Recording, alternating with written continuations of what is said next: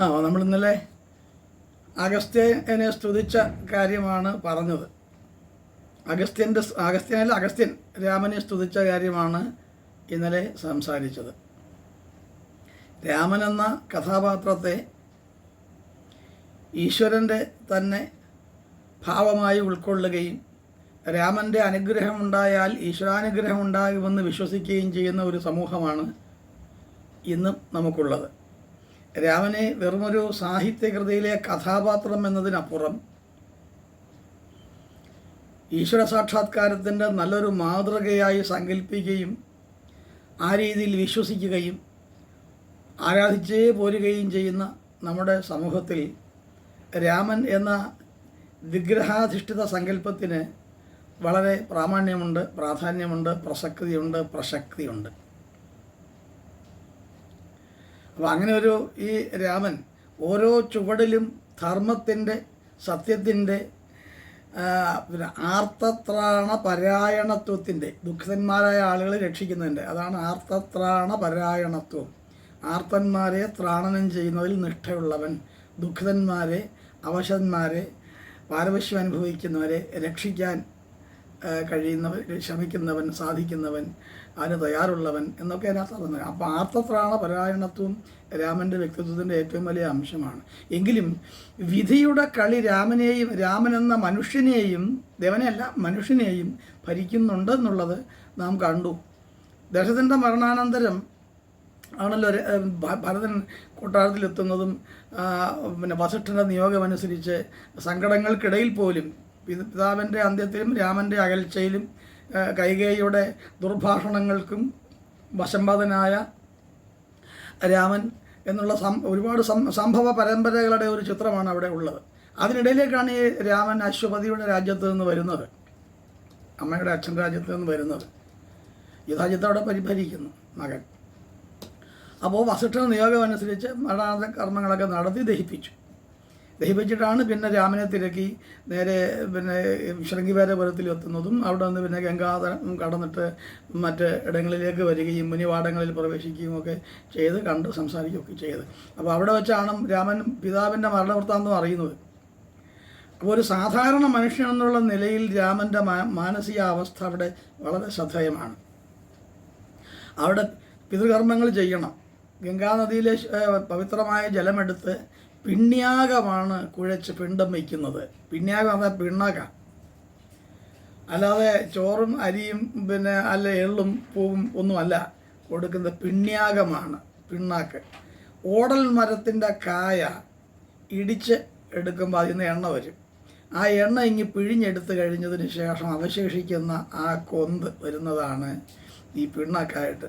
അതാണ് രാമനും സീതയും ലക്ഷ്മണനും ഒക്കെ ഭക്ഷിച്ചുകൊണ്ട് അത് തേനിൽ കുഴച്ച് കഴിക്കുക. നല്ല ടേസ്റ്റി ആയിരിക്കും അത്, എന്തായാലും പിണ്ണാക്കാണ്.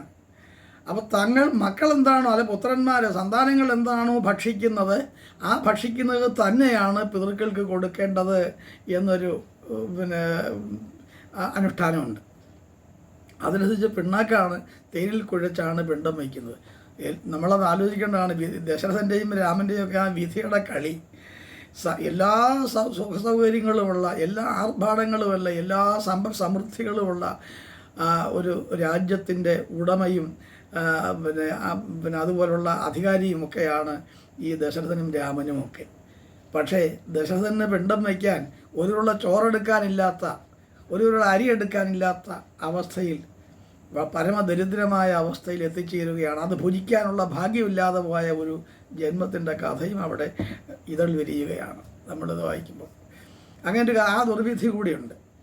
ആ ദുർവിധി വളരെ വാൽമീകി എഴുത്തച്ഛനേക്കാളും കുറേ കൂടെ ലോകർക്ക് മനസ്സിലാകാവുന്ന തരത്തിലും ആസ്വദിക്കാവുന്ന ഭാഗത്തിലും കഥയത്ര ഹൃദയദ്രവീകരണക്ഷമമായിട്ടാണ്, അത്യാകർഷകമായിട്ടാണ് വാൽമീകി മഹർഷിയും ആ ഭാഗമൊക്കെ ഇങ്ങോട്ട് വർണ്ണിച്ചു പോരുന്നത്.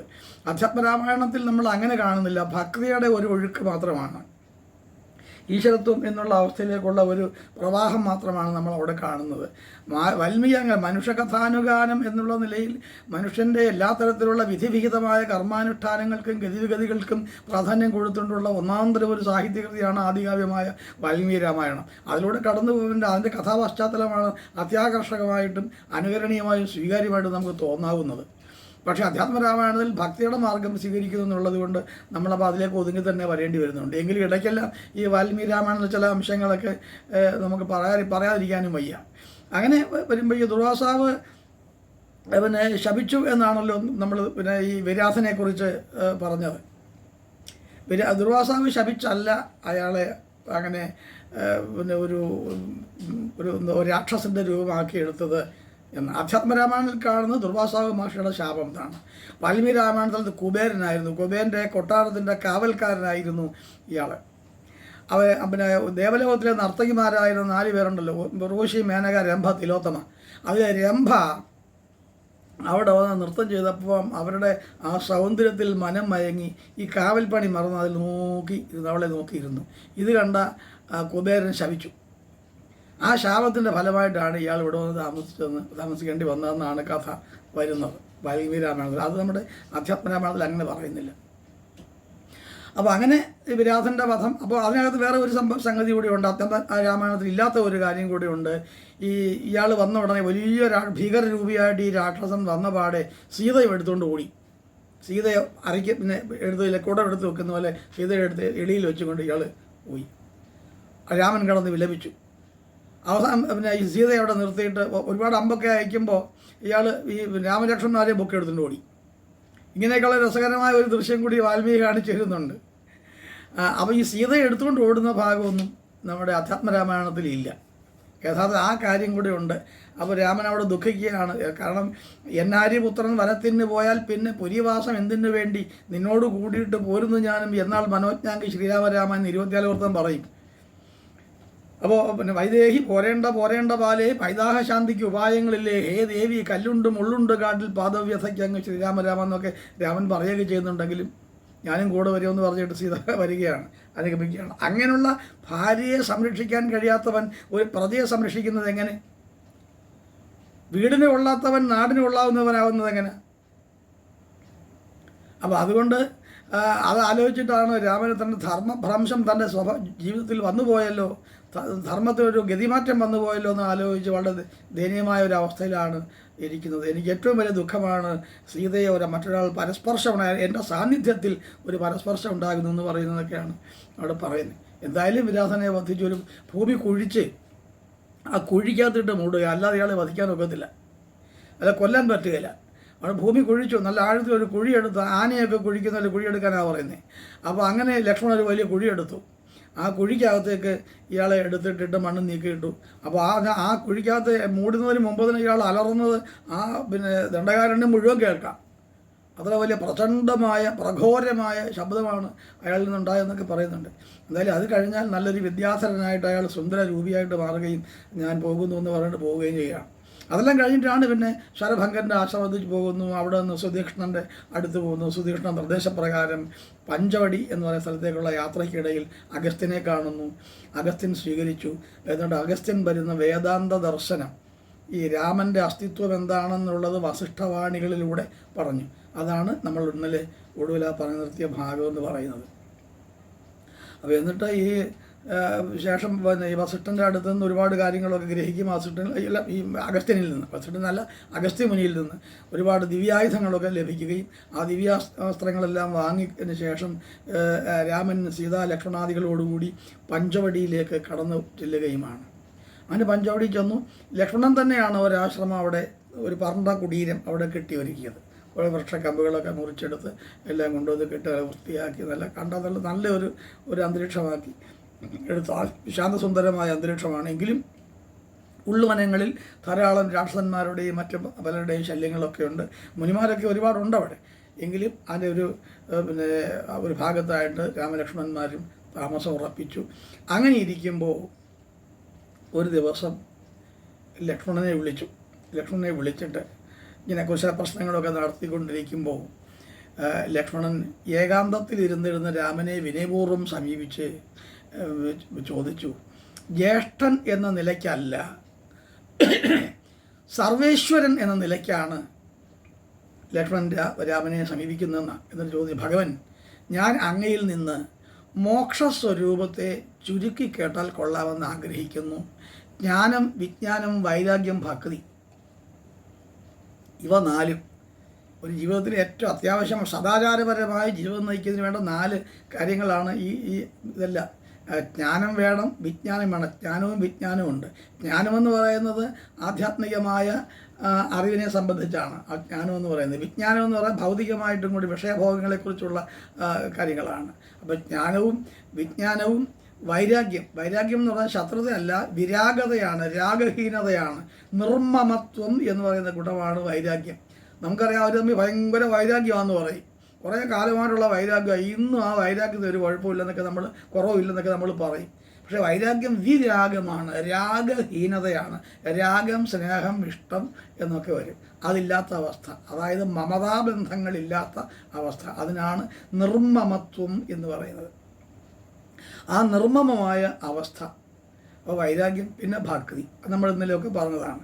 ഈ 4 കാര്യങ്ങളാണ് മോക്ഷപ്രാപ്തിക്ക് അത്യാവശ്യമുള്ളതായിട്ട് ഞാൻ കേട്ടിട്ടുള്ളത് എന്ന് ലക്ഷ്മണൻ പറയുന്നു. അവയുടെ സ്വരൂപത്തെയും എനിക്ക് പറഞ്ഞു തരാൻ ദയവുണ്ടാവണം ജ്യേഷ്ഠ എന്ന് അങ്ങയെപ്പോലെ ശ്രേഷ്ഠനായ ഒരു ഉപദേഷ്ടാവിനെ ലോകത്തിൽ കാണാൻ കിട്ടിയില്ല. അങ്ങനെയാണല്ലോ, അതാണ് ഭഗവത്ഗീതയിൽ നമ്മൾ കാണുന്നത്. ഭഗവാനോട് അന്വേഷിക്കുകയാണ്. ഭഗവാൻ എന്ന് പറഞ്ഞാൽ തന്നെ എന്താ, വെറുതെ ഒരാളെ ഭഗവാൻ എന്ന് വിളിക്കില്ല.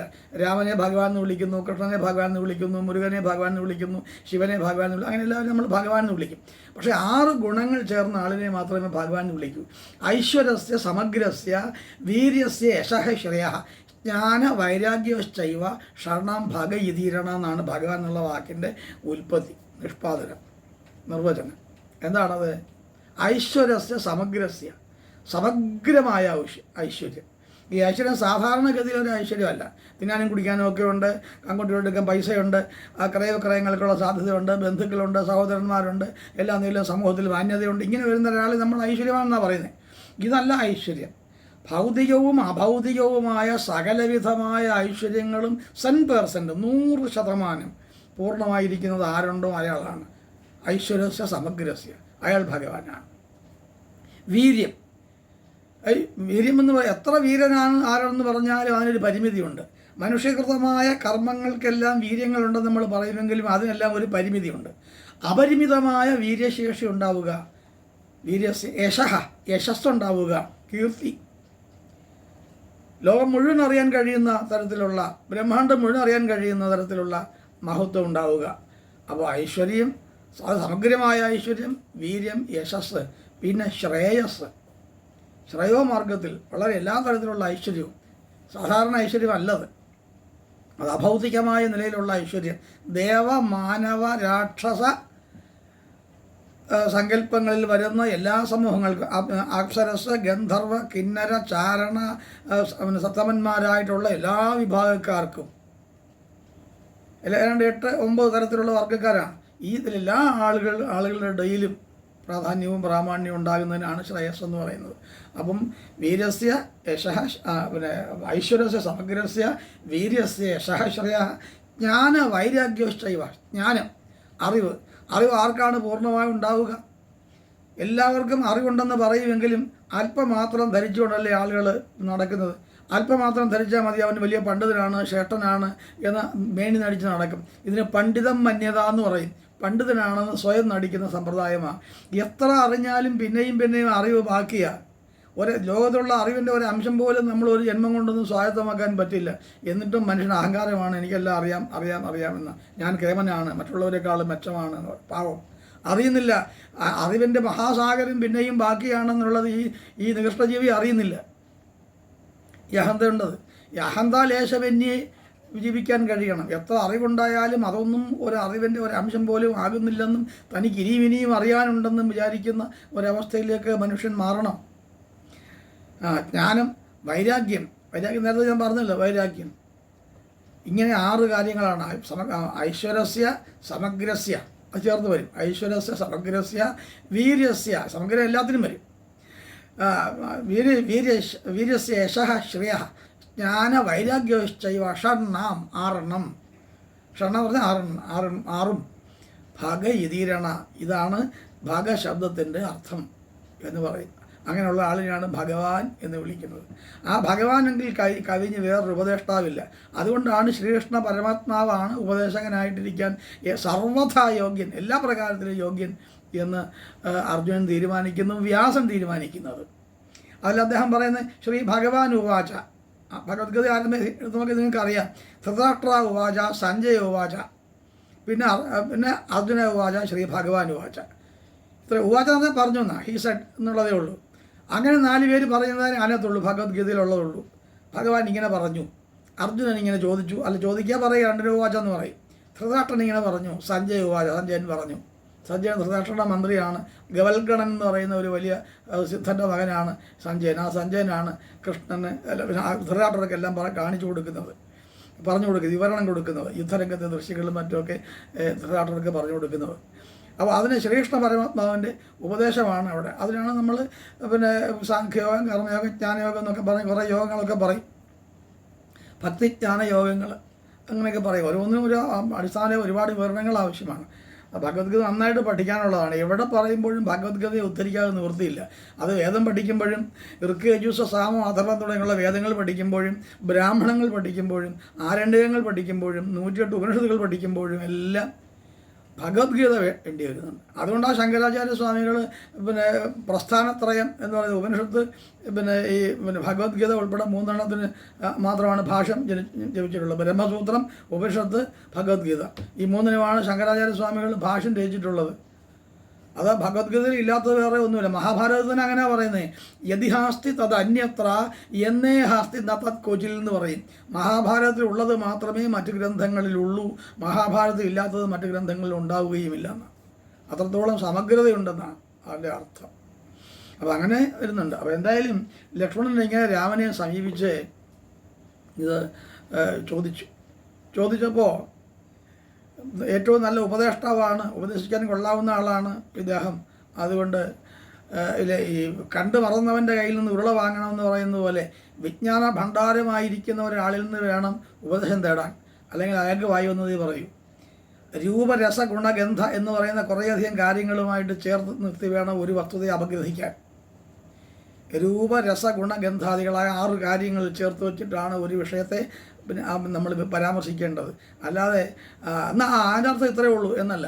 ഒരു ചെറിയ കാര്യമേ ഉള്ളൂ എങ്കിൽ അതിൻ്റെ വ്യാപകമായ നാനാ വശങ്ങളിൽ അതിനെന്തൊക്കെ അർത്ഥവ്യാപ്തി വരാമോ അതെല്ലാം വ്യാഖ്യാനിച്ച് പറയുന്ന ആളാണ് ശരിയായ വ്യാഖ്യാതാവ്, ശരിയായ ഉപദേശകന്. അല്ലാതെ നിസ്സാരന്മാരുടെ കയ്യിൽ നിന്ന് ഉപദേശം സ്വീകരിക്കാൻ പാടില്ല എന്നാണ്. അപ്പോൾ ശ്രീരാം മറുപടി പറഞ്ഞു, വത്സ, നിൻ്റെ ചോദ്യത്തിനുള്ള ഉത്തരം രഹസ്യത്തിൽ വെച്ച് അതീവ രഹസ്യമാണ്. കാരണം വളരെ സൂക്ഷ്മമായി ആലോചിച്ച് പറയേണ്ടതാണ് എന്ന് പറയുക. അത് അറിയുന്നതോടെ ഭേദഭാവനയ്ക്ക് കാരണമായ ജ്ഞാനമില്ലായ്മയാണ് ഭേദഭാവനയെ സൃഷ്ടിക്കുന്ന കാര്യം. ഭേദചിന്തകൾ വരുന്നത് ഞാനും അവനും മറ്റവനും എന്നിങ്ങനെ വ്യത്യസ്തമായി ചിന്തിക്കുകയും പറയുകയും ചെയ്യും. എൻ്റെ അത്രയും യോഗ്യതയൊന്നുമില്ല അവൻ്റെ അത്രയും പോലെ യോഗ്യതയല്ല മറ്റവന് എന്ന് നമ്മളിങ്ങനെ ഈ യോഗ്യതകളെക്കുറിച്ചും സ്ഥാന ഗൗരവങ്ങളെക്കുറിച്ചും പലപാട് പറയാറുണ്ട്.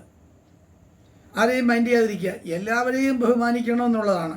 അതായത് പരസ്പര ബഹുമാനം കൊണ്ട് നിറഞ്ഞ വ്യക്തിത്വമാണ് രാമായണത്തിൽ രാമന് കൽപ്പിച്ചു കൊടുത്തിട്ടുള്ളത് വാൽമീകി. പ്രതിപക്ഷ ബഹുമാനം, ശത്രുക്കളോട് പോലും, എന്തിനാ നമ്മുടെ രാവണനോട് പോലും രാമന് ബഹുമാനമായിരുന്നു. അത് രാവണൻ്റെ കാര്യം വരുമ്പോൾ ഞാൻ പറയാമത്. മറ്റുള്ളവരെ ബഹുമാനിക്കുന്ന കാര്യത്തിൽ ഒരലംഭാവവുമില്ല രാമന്. ഒരാളോട് എതിർക്കണമെങ്കിൽ തന്നെ അയാളുടെ ഗുണങ്ങളോട് ചേർന്ന് നിന്നുകൊണ്ട് മിതമായ ഭാഷയിൽ മാത്രമേ രാമൻ പറഞ്ഞിട്ടുള്ളൂ. എത്ര കോപം വന്നാലും കോപത്തിൻ്റെ ഒരു വശം എന്ന് പറയുന്നത് ഭാവനൈർമല്യത്തിൻ്റേതാണ് രാമന്. അതാണ് ആ ഗുണമാണ്, ഒരു നിർഗുണാത്മകമായ ഭാവം കൂടി ചേർന്ന് വരുന്ന, അല്ലെങ്കിൽ ലൗകികമായ ഒരു മമതാബന്ധം കൂടെ ചേർത്തെടുത്തുകൊണ്ടുള്ള ഒരു സമീപനമാണ് രാമനിൽ നിന്ന് എല്ലായ്പ്പോഴും ഉള്ളത്. അപ്പോൾ ഭേദാഭേദ ചിന്തകൾ എല്ലാം ആരുടെ മനസ്സിൽ നിന്നും പോകും ഈ 4 കാര്യങ്ങൾ അറിഞ്ഞാൽ. എന്തൊക്കെയാണ് അത് ഒന്നുകൂടെ പറയാമത്? ജ്ഞാനം, വിജ്ഞാനം, വൈരാഗ്യം, ഭക്തി, ഈ 4 കാര്യങ്ങളാണ്. ഈ 4 കാര്യങ്ങൾ എങ്ങനെ ഒരാൾക്ക് പഠിക്കാൻ പറ്റും? ഏതവസ്ഥയിരുന്നാൽ പഠിക്കും?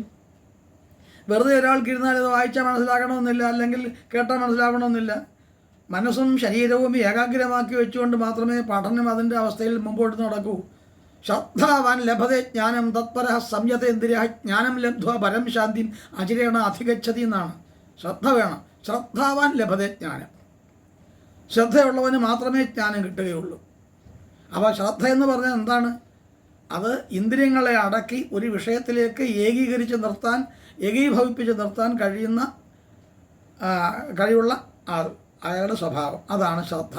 അതുകൊണ്ടാണ് ശ്രദ്ധാവാൻ ലഭതേ ജ്ഞാനം എന്ന് പറയുന്നത്. തൽപര സംയത ഇന്ദ്രിയ, ഇന്ദ്രിയങ്ങളെ അടക്കി വയ്ക്കാൻ കഴിയണം, സംയമനം ചെയ്യാൻ കഴിയണം.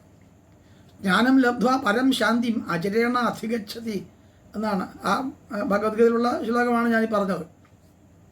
അപ്പോൾ എന്തായാലും അത് അറിയുന്നവരുടെ ഭേദഭാവനയ്ക്കെല്ലാം ഒരുപാട് വ്യത്യാസം വരും. മായ കൊണ്ടാണ് ആത്മസ്വരൂപത്തെ മറക്കുന്നതും പ്രപഞ്ചത്തെ സത്യമായി ധരിക്കുന്നതും. മായാമയം ഇതം അഖിലം ഹിത്വ എന്ന് ശങ്കരാചാര്യ സ്വാമികൾ പറയും. എല്ലാം മായ കൊണ്ട് ആവരണം ചെയ്യപ്പെടുന്നു. മായാവേശ്യം വിലാസിനി എന്ന് പറയും. മായ ഒരു വേശ്യയെ പോലെയാണ്. മറ്റൊരാളെ ആകർഷിക്കാൻ പാകത്തിൽ അണിഞ്ഞൊരുങ്ങി നിൽക്കുന്നവളാണല്ലോ വേശ്യ. വേശ്യ എന്നുള്ള മോശമായ അർത്ഥമല്ല എന്നുള്ളത്, വശീകരിക്കുന്നവളെന്നേ ഉള്ളൂ അതിൻ്റെ അർത്ഥം വേശ്യ എന്ന് പറഞ്ഞാൽ. വശീകരിക്കുന്ന ഏതെല്ലാം തരത്തിലാണ്? തൻ്റെ ശാരീരികമായ സൗന്ദര്യാതിരേകത്തെ മറ്റുള്ളവരിലേക്ക് എങ്ങനെയെങ്കിലും സംക്രമിപ്പിച്ച് തൻ്റെ ആകർഷണീയത അവരെ ബോധ്യപ്പെടുത്തി അവരിൽ നിന്ന് പരമാവധി ധനവും മറ്റ് ഐശ്വര്യങ്ങളും ഇങ്ങോട്ട് കരസ്ഥമാക്കണമെന്ന് വിചാരിച്ച് നിൽക്കുന്നവളാണ് ഈ വേശ്യ. അതാ വേശ്യ.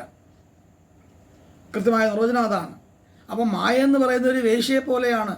മായാവേശ്യം വിലാസിനി എന്നാണ്. വിലാസിനിയാണ്, വിലസുന്ന അവയവ ഭംഗികളോട് കൂടിയവൾ, പ്രകാശവത്തായ അത്യാകർഷകമായ അവയവ ഭംഗികളോടുകൂടി മറ്റുള്ളവരെ ആകർഷിക്കുന്നവൾ ആണ് ഈ മായ. അതുകൊണ്ടാണ് ഇതറിയാവുന്നത് കൊണ്ട് പ്രസിദ്ധമായ മായാവാദം ശങ്കരാചാര്യ സ്വാമികൾ ഉണ്ടാക്കിയത്. വിശിഷ്ടാദ്വൈതം എന്ന് പറയുന്നത് ചിന്താഗതിയുടെ അല്ലെ സിദ്ധാന്തത്തിൻ്റെ അടിസ്ഥാന അംശം എന്ന് പറയുന്നത് ഈ മായയെക്കുറിച്ചുള്ള സിദ്ധാന്തമാണ്.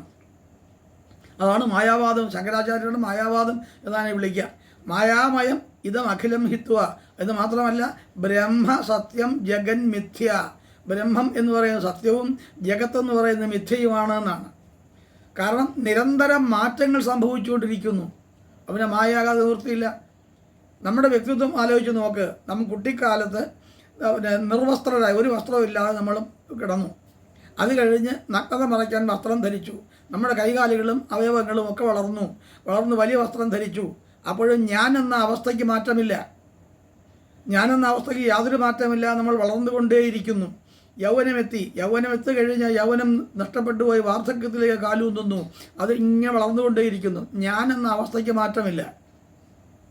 പക്ഷേ ഞാനെ സൂചിപ്പിക്കുന്ന രൂപപരമായ സവിശേഷതകൾക്കോ ഒരുപാട് മാറ്റമുണ്ട്, അല്ലേ? അല്ലെങ്കിൽ ചെറുപ്പകാലത്തെ ഫോട്ടോയും ഇപ്പോഴത്തെ ഫോട്ടോയും ഇടുന്നതൊക്കെ വ്യത്യാസം നമുക്കറിയാം. ഇതാണോ ഞാൻ എന്ന് പറയും. അപ്പോൾ ഇങ്ങനെ ഉണ്ട്. അപ്പോൾ ഇതിനകത്താണ് നമ്മൾ അപ്പം ചെറുപ്പത്തിലെ ഫോട്ടോ എടുത്ത് നോക്കിയിട്ട് ഈ കണ്ണ് കണ്ടോ എത്ര സുന്ദരമായിരിക്കുന്നു, ഈ മൂക്ക് കണ്ടോ, ഇതുപോലെ ആർക്കും മൂക്കില്ല കേട്ടോ, ഈ കവിൾത്തടം നോക്കി എത്ര രസമായിരിക്കുന്നു. ഇങ്ങനെ സ്വന്തം രൂപത്തെ കണ്ടിട്ട് സൗന്ദര്യാതിരേഖ ഉള്ളതാണെന്ന് സ്വയം ബോധ്യപ്പെടുകയും മറ്റുള്ളവരെ ബോധ്യപ്പെടുത്താൻ ആവുമിട്ട് പ്രയത്നിക്കുകയും ചെയ്തുകൊണ്ടാണ് നാം നമ്മുടെ പഴയ കാലത്തെ ഫോട്ടോകൾ കാണുന്നത്, ചിത്രങ്ങൾ കാണുന്നത്. അപ്പോൾ ഇത് മാറ്റമുണ്ട്. അപ്പോൾ ഈ മാറ്റങ്ങളുണ്ടെങ്കിൽ ഒരിക്കലും നമുക്കിനി ആ മാറ്റങ്ങളിലേക്ക് തിരിച്ചു പോകാൻ കഴിയില്ല. ഇനി 1ാം ക്ലാസ്സിൽ പോയി പഠിക്കണമെന്ന് വെച്ചാൽ പറ്റുന്ന കാര്യമാണോ? അപ്പോൾ ആ ഒരു രീതിയിലേക്ക് വരുമ്പോൾ ഈ മാറ്റങ്ങളിങ്ങനെ വരും. ഇത് വരാൻ എന്താണ് കാരണം? മായയാണ് എന്നാണ്. അപ്പോൾ മായ കൊണ്ടാണ് ആത്മസ്വരൂപത്തെ മറക്കുന്നതും നമ്മൾ മറന്നു പോകുന്നതും പ്രപഞ്ചത്തെ സത്യമായി ധരിക്കുകയും ചുറ്റിലും കാണുന്നതെല്ലാമാണ് സത്യമെന്ന് നമ്മൾ വിചാരിക്കും. എൻ്റെ അച്ഛൻ, എൻ്റെ അമ്മ, എൻ്റെ ബന്ധുക്കൾ, എൻ്റെ സുഹൃത്തുക്കൾ, എൻ്റെ സ്വത്ത്, എൻ്റെ വീട്, എൻ്റെ ഉദ്യോഗം, അങ്ങനെ ഓരോന്നും ഭൗതികമായ സുഖാഡംബര വസ്തുക്കളെല്ലാം സ്വന്തമാണെന്നും സത്യമാണെന്നും നമ്മൾ വിചാരിച്ചു കൊണ്ടേയിരിക്കുന്നു. വില്ലേജ് ഓഫീസറായിട്ട് ഉദ്യോഗം ഉണ്ടെങ്കിൽ അവൻ ആജീവനാന്തം വില്ലേജ് ഓഫീസറായിട്ടിരിക്കാൻ പറ്റുമോ? അടുത്തൂൺ പറ്റി പോയെങ്കിലേ പറ്റൂ, പെൻഷൻ പറ്റി പോയെങ്കിലേ പറ്റൂ. അപ്പോൾ ആ പോസ്റ്റ് വേറെ ആരെങ്കിലും ഏറ്റെടുക്കുക ചെയ്യുന്നത്. അപ്പോൾ ഇതിങ്ങനെ വന്നുകൊണ്ടിരിക്കുകയാണ്. ആത്മസ്വരൂപം വിസ്മരിക്കപ്പെടുകയും പ്രപഞ്ചത്തിൽ നമ്മൾ മുമ്പിൽ കിട്ടുന്നതെല്ലാം സത്യമാണ് ധരിക്കുകയുമാണ് നമ്മൾ ചെയ്തുകൊണ്ടിരിക്കുന്നത്. അതിനാൽ ആദ്യമായി മായയുടെ സ്വരൂപം ഞാൻ പറഞ്ഞുതരാമെന്ന് പറഞ്ഞിട്ട് രാമൻ പറയുകയാണ്, ജ്ഞാനം കൊണ്ട് മായ നശിക്കും. അത് വരുമ്പോഴാണ് ഈ മായ നശിക്കുന്നത്. ഈ ബോധം നമുക്ക് വരും. ചേട്ടാ, ഞാനെല്ലാം വെറും തോന്നലായിപ്പോയല്ലോ, ഞാൻ വിചാരിച്ച കാര്യങ്ങളൊക്കെ വെറുതെ ആണല്ലോ, മിഥ്യയാണല്ലോ എന്ന് വിചാരിക്കും. മരുഭൂമിയിലെ കനൽ ജലം പോലെ, മരീചിക പോലെ ചുട്ടുപഴുത്ത് കിടക്കുന്ന മൽക്കൂമ്പാരത്തിൻ്റെ അങ്ങേ അറ്റത്ത് നോക്കുമ്പോൾ വെള്ളം തിളയ്ക്കുന്നത് പോലെ തോന്നും. ദാഹാർത്തനായി മരുഭൂമിയിൽ സഞ്ചരിക്കുന്ന പഥികന് അകലെ വെള്ളമുണ്ടെന്ന് ധാരണയുണ്ടാവും. അവൻ എങ്ങനെയെങ്കിലും അവിടെ എത്തിയാൽ മതിയെന്ന് വെച്ച് നടക്കും. അവിടെ ചെല്ലുമ്പോൾ വെള്ളം അവിടെ കാണില്ല, അപ്പോൾ കുറേ ദൂരെ വേറെ അങ്ങാ കിടക്കുന്നത്. മരീചിക എന്ന് പറയുന്നത് മരുഭൂമിയിൽ വെള്ളമുണ്ടെന്ന് തോന്നുന്ന അവസ്ഥ. മരീചിക എന്നാണ് വേറൊരു പേര് അതിന്. ഇതുപോലെ മായയാണ്. ആണെന്ന് തോന്നിക്കും, പക്ഷെ ഒരിക്കലും അത് സത്യമാകാതെ തുടർന്നു പോവുകയും ചെയ്യും. അപ്പോൾ ഭേദഭാവനയ്ക്ക് കാരണമായ അജ്ഞാനം നിശേഷം നശിക്കും ഈ മായയെ അറിഞ്ഞാൽ ഉടൻ തന്നെ. അതിനുള്ള മാർഗങ്ങളാണ്. ജ്ഞാനമുണ്ടായാൽ മായ നശിക്കും. ആ ജ്ഞാനമുണ്ടാവാനുള്ള അനുഷ്ഠാനങ്ങൾ ധാരാളമായി ജീവിതത്തിൽ നിന്ന് പഠിക്കാനുണ്ട്. ജ്ഞാനത്തിൻ്റെയും വിജ്ഞാനത്തിൻ്റെയും സ്വരൂപം എന്താണെന്ന് പഠിച്ചാൽ മാത്രമേ അതറിയാൻ പറ്റൂ. ജ്ഞാനങ്ങളെക്കൊണ്ടും വിജ്ഞാനങ്ങളെക്കൊണ്ടും പരമാത്മതത്വത്തെ അറിയാനുള്ള ശ്രമമാണ് വേണ്ടത്. പരമാത്മതത്വം എന്താണ്? എല്ലാത്തിൻ്റെയും അധികാരം ഈശ്വരത്വത്തിനാണ്, ഈശ്വരഭാവത്തിനാണ്.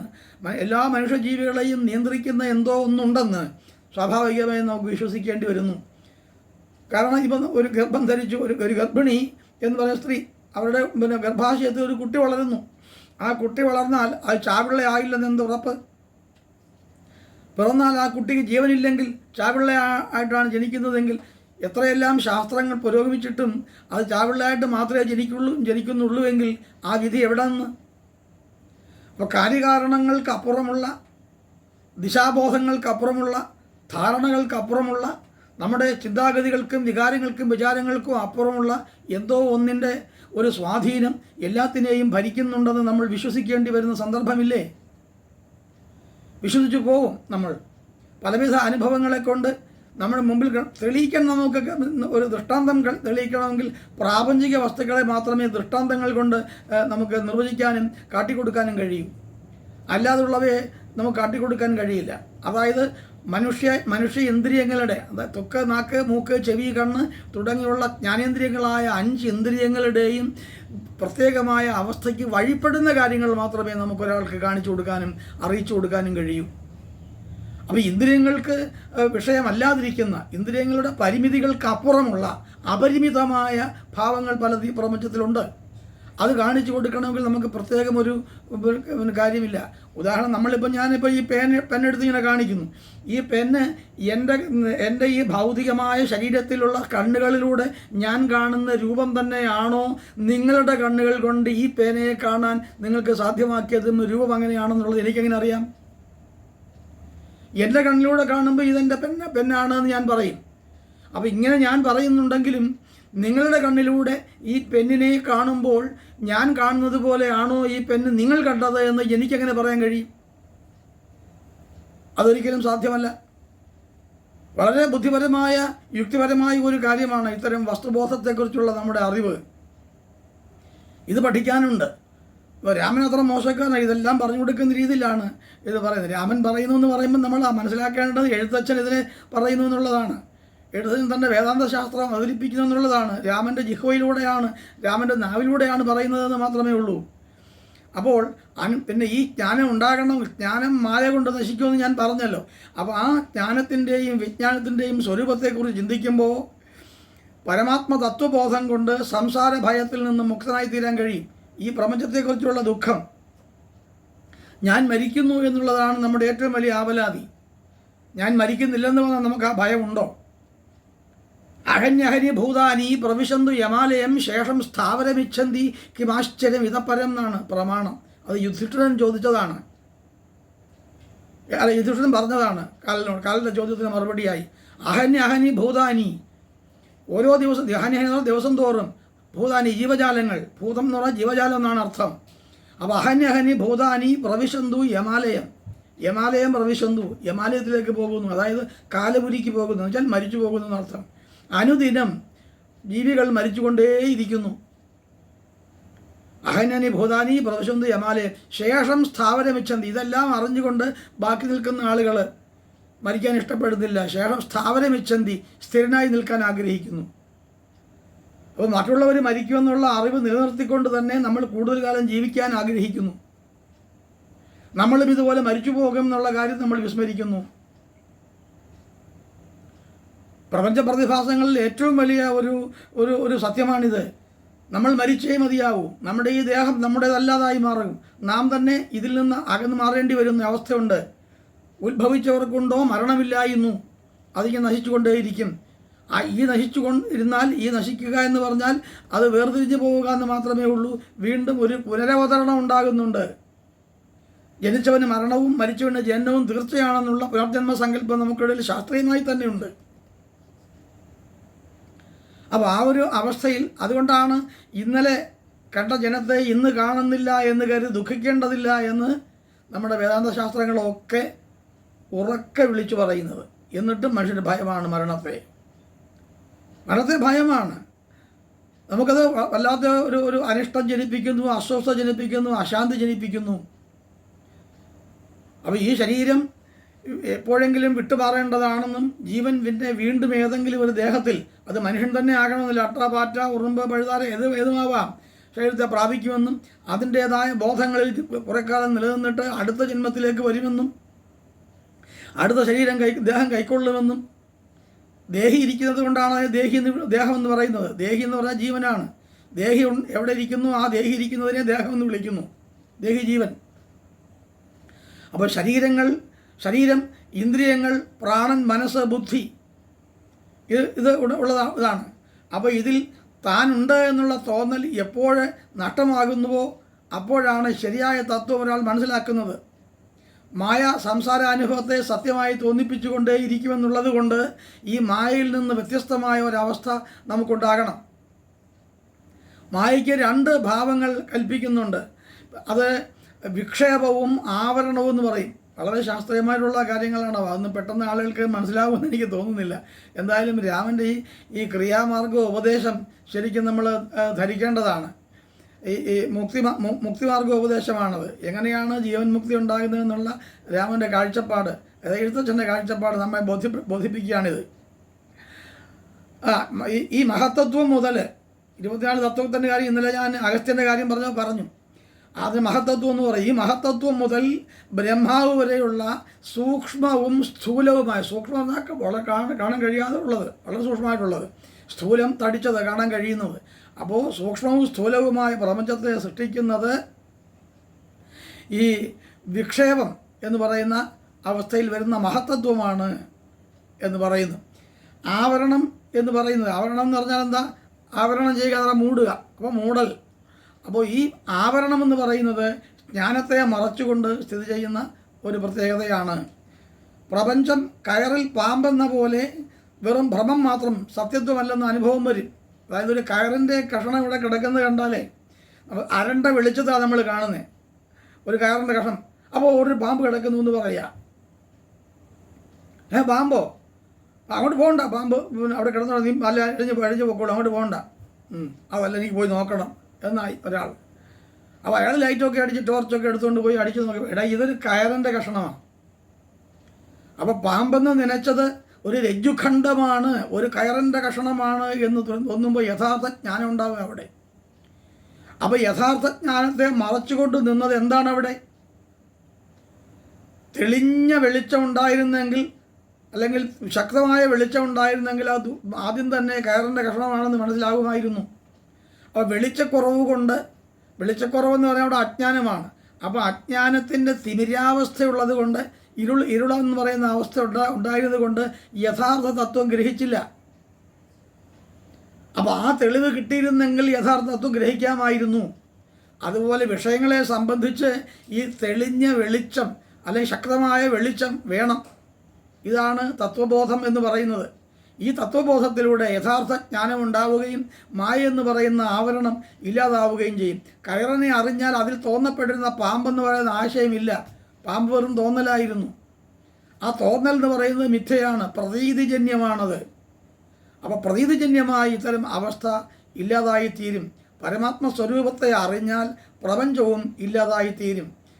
നമ്മളിവിടെ എന്തെല്ലാം കേൾക്കുകയും കാണുകയും ഓർക്കുകയും ചെയ്യുന്നുണ്ട്, അവയൊന്നും സത്യമല്ല, തോന്നുകയാണ്. ആകാശപുരുഷൻ എന്നൊരു സംഗതിയുണ്ട്. ആകാശമാണ്, കേട്ടിട്ടുണ്ടാകും ഒരു പക്ഷേ ആരെങ്കിലും. ആകാശപുരുഷൻ എന്താണത്? നമ്മളിപ്പോൾ ആകാശത്തേക്ക് നോക്കുക, ആകാശത്തേക്ക് നോക്കുമ്പോൾ ഒരു മനുഷ്യൻ അവിടെ നിൽക്കുന്നതായിട്ട് നമുക്കങ്ങ് തോന്നുകയെന്ന് വെച്ചോ. സൂക്ഷിച്ച് നോക്കിയത് കാണാം, ഒരു മനുഷ്യൻ അവിടെ ഉള്ളതായിട്ട് കാണാം. പിന്നെ നോക്കുമ്പോൾ കാണുകയുമില്ല. അപ്പോൾ ആദ്യം കണ്ടു എന്ന് തോന്നൽ എന്താണ്? ആകാശപുരുഷൻ എന്ന് പറയുന്ന അവസ്ഥ നമ്മുടെ സങ്കല്പത്തിൽ നിന്നുണ്ടായതാണ്. സങ്കല്പമാകുമ്പോൾ അത് യഥാർത്ഥമാകാൻ വയ്യല്ലോ. അങ്ങനെയാണ് അറിവിൻ്റെ ഒരു കാര്യമെന്ന് പറയുന്നത്. എല്ലായ്പ്പോഴും അറിവെന്ന് നമ്മൾ വിചാരിക്കുന്ന കാര്യം സത്യത്തിൽ നിന്ന് കാതങ്ങൾ അകലെയായിരിക്കും. അപ്പോൾ യഥാർത്ഥ ജ്ഞാനം ഉണ്ടാവുക, സമ്യക് ജ്ഞാനം ഉണ്ടാവുക. ഈ സമ്യക്കായ ജ്ഞാനം, യഥാർത്ഥമായ ശുദ്ധമായ അറിവുണ്ടാകുമ്പോൾ അതുവരെ ധരിച്ചിരുന്ന അജ്ഞാനത്തിൻ്റെ തിമിരം അല്ലെ ഇരുള് അകന്നു മാറും. ഇതാണ് മായാസങ്കല്പത്തിൻ്റെ വളരെ ഈ ഭ്രമകൽപ്പനയാണ് ഈ മായാസങ്കല്പത്തെക്കുറിച്ച് പറയുന്നത്. അത് സ്വപ്നം പോലെ ആണ്, മനോരാജ്യം പോലെ. നമ്മൾ വെറുതെ ഇരുന്നും കൊണ്ട് മനക്കോട്ട കെട്ടും. ദിവാസ്വപ്നം എന്ന് പറയും, പകൽ സ്വപ്നം. ഇങ്ങനെ വെറുതെ ഇങ്ങനെ ഇരിക്കും. ഇരിക്കുമ്പോൾ അയാൾ എന്തോ വിചാരിച്ചുകൊണ്ട് നമ്മൾ തട്ടി വിളിക്കുമ്പോൾ പെട്ടെന്ന് ഉടരും. നീ എവിടെ ആയിരുന്നു? ടിക്കറ്റ് ഇല്ലാതെ നീ എവിടം വരെ യാത്ര ചെയ്തടാ എന്ന് ചോദിക്കുക. ടിക്കറ്റ് എടുത്തുകൊണ്ട് യാത്ര ചെയ്യുക എന്ന് പറയും. അപ്പോൾ അയാളിങ്ങനെ പല കാര്യങ്ങൾ വിചാരിച്ചിരിക്കുകയാണ്. അയാളുടെ മനസ്സിൽ ഒരു ലോകം സൃഷ്ടിക്കപ്പെടുകയാണ്. ഒരു കിനാവിൻ്റെ ലോകം ഈ പകൽവേളയിൽ നിന്ന് സൃഷ്ടിക്കുകയാണ്. അതാ ദിവാസ്വപ്നം എന്ന് പറയുന്നത്. രാത്രി സ്വപ്നം ഉണ്ടാകും എത്രയോ കാര്യങ്ങൾ. പക്ഷേ ഈ സ്വപ്നമെല്ലാം കാണുന്നത് രാത്രിയിൽ നമ്മൾ ഈ ജാഗ്രതത്തിനും സുഷുപ്തിക്കും ഇടയിൽ, ഇന്നലെ ഞാൻ പറഞ്ഞു അത്, എന്നിട്ട് സ്വപ്നം കാണുന്നത്. ഈ സ്വപ്നമെല്ലാം വെളിച്ചത്തിലാണ് കാണുന്നത്. ആരാ അവിടെ കൊണ്ട് സ്വിച്ച് ഇട്ടത്? ആരാ അവിടെ വിളക്കെത്തിച്ചത്? ആരാ അവിടെ സൂര്യനെ ഉദിപ്പിച്ചത്, ചന്ദ്രനെ ഉദിപ്പിച്ചത്? ഇരുളിലാരെങ്കിലും സ്വപ്നം കാണുന്നുണ്ടോ? നമ്മൾ കാണുന്ന സ്വപ്നമെല്ലാം വെളിച്ചത്തിലാണ്. നമ്മൾ സ്വിച്ചൊക്കെ ഓഫ് ചെയ്തിട്ടാണ് കിടന്നേ. ബെഡ് ലാമ്പ് പോലും ഓഫായിട്ടാണ് നമ്മൾ കിടന്നത്. അപ്പോൾ ആ കിടന്നപ്പോൾ നമ്മുടെ സ്വപ്നത്തിനകത്ത് വെളിച്ചം കൊണ്ടുവന്ന ആരാ? ഇതാണ് അന്തശ്ചൈതന്യം എന്ന് പറയുന്നത്. ഉള്ളിലൊരു ചൈതന്യമുണ്ട്. ആ ചൈതന്യത്തിൻ്റെ സത്ത എന്താണെന്ന് അന്വേഷിച്ചാൽ അതിനെയാണ് നമ്മൾ ഈശ്വരൻ എന്ന് യഥാർത്ഥത്തിൽ വിളിക്കുക. ബോധത്തിൻ്റെ പ്രത്യേകമായ ഒരു തലമാണത്. അപ്പോൾ സംസാരത്തെ മുഴുവൻ ഒരു വൃക്ഷമായിട്ട് നമ്മൾ കണക്കാക്കുന്നിരിക്കട്ടെ. വൃക്ഷമായി കണക്കാക്കിയാൽ അതിന് നാരായ വേരെന്ന് പറയുന്നത് ദേഹമാണ്. അപ്പോൾ ദേഹമാണ് എന്ന തോന്നലിൽ നിന്നാണ് ഭാര്യ, പുത്രൻ, ധനം, ഗൃഹം മുതലായവയിൽ സ്നേഹമുണ്ടാകുന്നത്. പുത്രധാരാർത്ഥ മിത്രാദി ജനങ്ങളോടുള്ള സ്നേഹം. നമ്മുടെ ഈ ദേഹം സത്യമാണെന്ന് വിചാരിച്ചാലേ ഉള്ളൂ. ഇതെൻ്റെ ദേഹം, എൻ്റെ ശരീരം അയഥാർത്ഥമാണ്, അസത്യമാണ്, തോന്നലാണെന്ന് പറഞ്ഞാൽ എനിക്ക് ഏത് ഭാര്യ, ഏത് പുത്രൻ, ഏത് ബന്ധു, ഏത് സുഹൃത്ത്, ഏത് ധനം? അപ്പോൾ ഇങ്ങനെ തനിക്ക് ആത്മാവായ തനിക്ക് തനിക്കെന്ന് താൻ എന്ന് പറയുന്നതിന് ഇതിനോട് യാതൊരു ബന്ധമില്ലാതിരിക്കുന്നു എന്നുള്ളതാണ് സത്യം. അപ്പോൾ ഈ പഞ്ചഭൂതങ്ങളുമായിട്ടുള്ള ബന്ധമാണ് നമ്മളിതിനെല്ലാം കൊണ്ടുപോകുന്നത്. ഞാനെന്ന തോന്നലാകുന്ന അഹങ്കാരം, ബുദ്ധി, കാത്, നമ്മുടെ തൊലി, കണ്ണ്, നാവ്, മൂക്ക്, ഇതെല്ലാം വരും. വാക്ക്, കയ്യ്, കാല്, വായു, വസ്ത്രം, ഇതെല്ലാം ബുദ്ധിയിലുള്ള ആത്മപ്രതിബിംബമാകുന്ന ചിതാഭാസൻ മനസ്സ്, ഇങ്ങനെയൊക്കെ പറയും. ചുരുക്കത്തിന് 11 എടുത്താൽ മതി. ഏതൊക്കെയാണ്? പഞ്ചേന്ദ്രിയങ്ങൾ, അതായത് ജ്ഞാനേന്ദ്രിയങ്ങളായ 5 ഇന്ദ്രിയങ്ങൾ: ത്വക്ക്, നാക്ക്, മൂക്ക്, ചെവി, കണ്ണ്. ജ്ഞാനേന്ദ്രിയങ്ങളായ 5 ഇന്ദ്രിയങ്ങൾ. അതോടൊപ്പം കർമ്മേന്ദ്രിയങ്ങളായിട്ട് 5 എണ്ണം കൂടി ഉണ്ട്. വാക്ക്, പാണി, പായു, ഉപസ്ഥ, ബുധം, 5. അപ്പോൾ ജ്ഞാനേന്ദ്രിയങ്ങൾ 5, കർമ്മേന്ദ്രിയങ്ങൾ 5, പിന്നെ ഒരെണ്ണം കൂടെ ഉണ്ട്. ഏതാത്? മനസ്സ്. അപ്പോൾ എത്രയായി? 11 ഇന്ദ്രിയങ്ങളായി. അപ്പോൾ ഈ 11 ഇന്ദ്രിയങ്ങളുമായിട്ടാണ് നമ്മൾ ഈ ശരീരം നിലനിൽക്കുന്നത്. അതിനെയാണ് ക്ഷേത്രം എന്ന് വിളിക്കുന്നത്. ഇതം ശരീരം കൗന്ദേയ ക്ഷേത്രവിദ്യ അഭിധീയത എന്ന് ഗീതാകാരൻ പറയും. അത് തന്നെയാണ് വാൽമീകി മഹർഷിയും പറഞ്ഞു വെച്ചത്, എഴുത്തച്ഛനും ഇവിടെ പറയുന്നത്.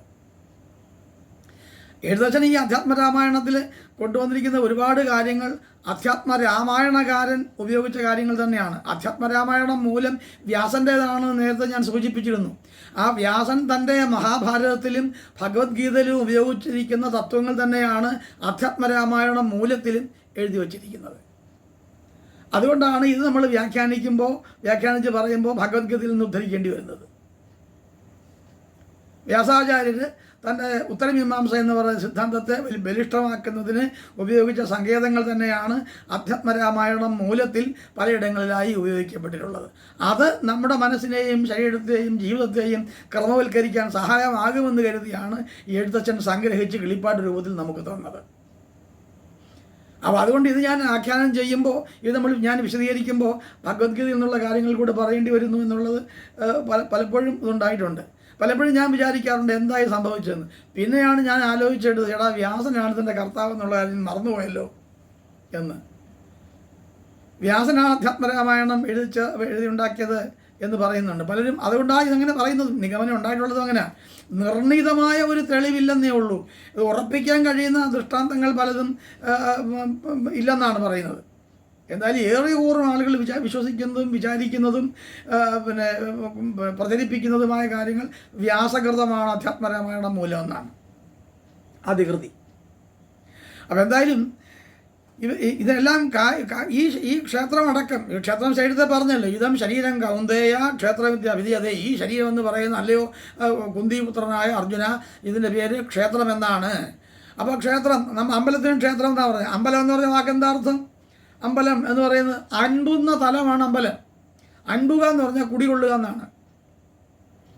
അപ്പോൾ എന്ത് കുടികൊള്ളുന്ന? ഈശ്വരഭാവം ഈശ്വര ചൈതന്യം കുടികൊള്ളുന്ന സ്ഥാനം, അത് അമ്പലം. അതിനാണ് നമ്മൾ ക്ഷേത്രം എന്ന് വിളിക്കുന്നത്. സമൂഹത്തെ ക്ഷയിച്ചു പോകാതെ നിലനിർത്താൻ എന്താണോ കഴിയുക അതിനാണ് ക്ഷേത്രം എന്ന് വിളിക്കുന്നത്. ക്ഷയാത് ത്രായതീത് ക്ഷേത്ര എന്ന് പറയും. അതാ ക്ഷേത്രം. ക്ഷേത്രത്തിന് ഭൂമി എന്നർത്ഥമുണ്ട്, ശരീരം എന്നർത്ഥമുണ്ട്, കുറേ അർത്ഥങ്ങളുള്ള വാക്കാണ് ക്ഷേത്രം എന്ന് പറഞ്ഞാൽ.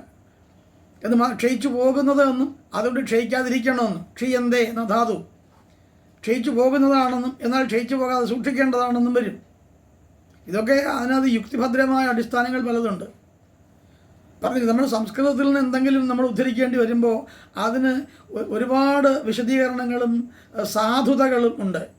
അത് വ്യാഖ്യാനിക്കാൻ പഠിക്കണം, അറിയണം എന്ന് മാത്രമേ ഉള്ളൂ. ഒരു ശബ്ദമേ ഉള്ളൂ എങ്കിൽ ആ ശബ്ദത്തെ വ്യാഖ്യാനിച്ചെടുക്കാൻ നമുക്ക് കഴിയേണ്ടതുണ്ട്. അങ്ങനെ ഭാഷയാണ് സംസ്കൃതം. ആര്യവാണി എന്ന് ആര്യ വിളിക്കുന്നത് അതുകൊണ്ടാണ്. സാധാരണ ഭാഷയെ പോലെ അല്ലത്. കാരണം സംസ്കൃതം എന്ന് പറഞ്ഞാൽ തന്നെ സംസ്കരിക്കപ്പെട്ടതെന്ന്, ഇനിയൊരു പ്യൂരിഫിക്കേഷൻ്റെ ഒരു ശുദ്ധീകരണത്തിൻ്റെ ആവശ്യമില്ല അതിന്. സംസ്കൃതം സംസ്കരിക്കപ്പെട്ടതാണത്, ഇനി സംസ്കരിക്കപ്പെടേണ്ട ആവശ്യമില്ല. അപ്പോൾ ഇങ്ങനെയുള്ള ക്ഷേത്രം ദേഹമാണ്. ദേഹത്തിനകത്താണ് ദേഹിയുള്ളത്. ആ ദേഹത്തിന് സാക്ഷിയായിരിക്കുന്നതാണ് ആത്മാവ്. ഈ ആത്മാവും പരമാത്മാവും ഒന്നു തന്നെയാണ്.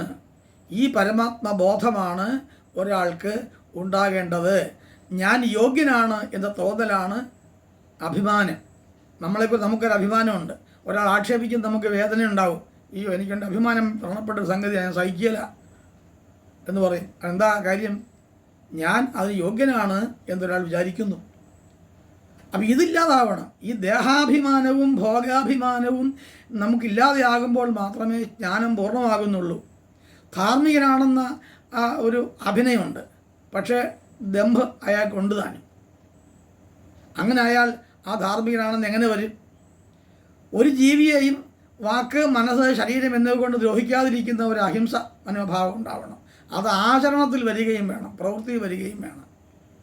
ഇങ്ങനെ വാക്ക്, വിചാരം, പ്രവൃത്തി ഇതെല്ലാം ഒന്നായി തീരുന്ന നിലയിൽ അഭ്യസിച്ച് ഉറപ്പിക്കേണ്ടതാണ് ലക്ഷ്മണ. ഇത്തരം കാര്യങ്ങൾ വളരെ പ്രധാനമാണ് എന്ന് ലക്ഷ്മണനോട് ശ്രീരാമൻ പറഞ്ഞുകൊണ്ട്, അങ്ങനെയാണെങ്കിലേ വീണ്ടും ഈ ജന്മ അവസാനം ഇതെല്ലാം ഉപേക്ഷിക്കാൻ കഴിയൂ.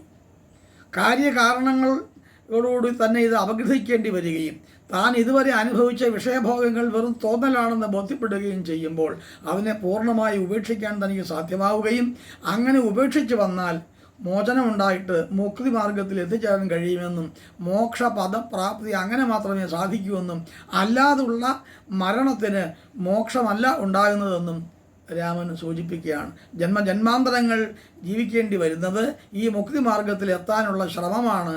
നിരന്തരമായ അഭ്യാസത്തിലൂടെ മാത്രമേ മുക്തിപദപ്രാപ്തി ഉണ്ടാവുകയുള്ളൂ. അതിനുള്ള അഭ്യാസം തുടർന്നുകൊണ്ടേയിരിക്കുന്നു എന്നുള്ളതാണ് ഈ ജന്മജന്മാന്തരങ്ങൾ ഒരാൾക്കുണ്ടാകുന്നു, ഒരു ജീവിക്കുണ്ടാകുന്നു എന്ന് പറയുന്നതിൻ്റെ സാരം എന്ന് രാമൻ ലക്ഷ്മണനെ ബോധിപ്പിക്കുകയും ചെയ്യുന്നു. വളരെ ആധികാരികവും വളരെ തീക്ഷ്ണവും എന്ന് മനസ്സിലാക്കാൻ വിഷമമുള്ളതുമായ തത്വമാണ് ഈ മുക്തിമാർഗോപദേശമായി ഈ അധ്യാത്മരാമായണത്തിൽ ചേർത്തിട്ടുള്ളത്. അത് വളരെ ശ്രദ്ധാപൂർവം പഠിക്കുകയും പരിശോധിക്കുകയും ചെയ്യേണ്ട കാര്യമാണ്. അത് പഠിക്കാതെയും അത് ഉൾക്കൊള്ളാതെയും രാമകഥ പഠിച്ചതുകൊണ്ട് ഒരു കാര്യവുമില്ല. വെറുതെ കഥകളിൽ മാത്രം പോയാൽ പോരാ. കഥകളിലെ കാര്യം എന്താണ്, സത്ത എന്താണ് എന്നുള്ളത് ബോധ്യമാവുകയും അത് യുക്തിഭദ്രമായി നമുക്ക് മനസ്സിലാക്കാനുള്ള വഴികൾ തേടുകയും ആ രീതിയിൽ അത് അറിഞ്ഞിരിക്കുകയും അനുഷ്ഠിക്കുകയും ജീവിതത്തിൽ പ്രാവർത്തികമാക്കിക്കൊണ്ട് ഈ ഭോഗലാലസമായ ജീവിതത്തിൻ്റെ ഈ ദാഹാദികളിൽ ക്ഷുത്തും പിപാസയും വിശപ്പും ദാഹവും അടങ്ങുന്ന ആവേശങ്ങളിൽ നിന്ന്, വൈകാരിക ആവേശങ്ങളിൽ നിന്ന് മോചനം ഉണ്ടാവുകയും ചെയ്താൽ മാത്രമേ മനുഷ്യജന്മം സഫലീകൃതമായി തീർക്കാൻ കഴിയുകയുള്ളൂ എന്ന ഉപദേശം ശിരസ സ്വീകരിക്കേണ്ടതാണ്. എല്ലാവരും ആ രീതിയിൽ പഠിക്കുകയും മറ്റും വേണം എന്ന് അഭിപ്രായപ്പെടുകയാണ് എനിക്ക് എൻ്റെ ഒരു കർത്തവ്യമായിട്ടുള്ളത്. അപ്പോൾ അങ്ങനെ പറഞ്ഞുകൊണ്ട് ഇന്നത്തെ ഈ പ്രഭാഷണം നമുക്കിവിടെ നിർത്താമെന്ന് തോന്നുന്നു.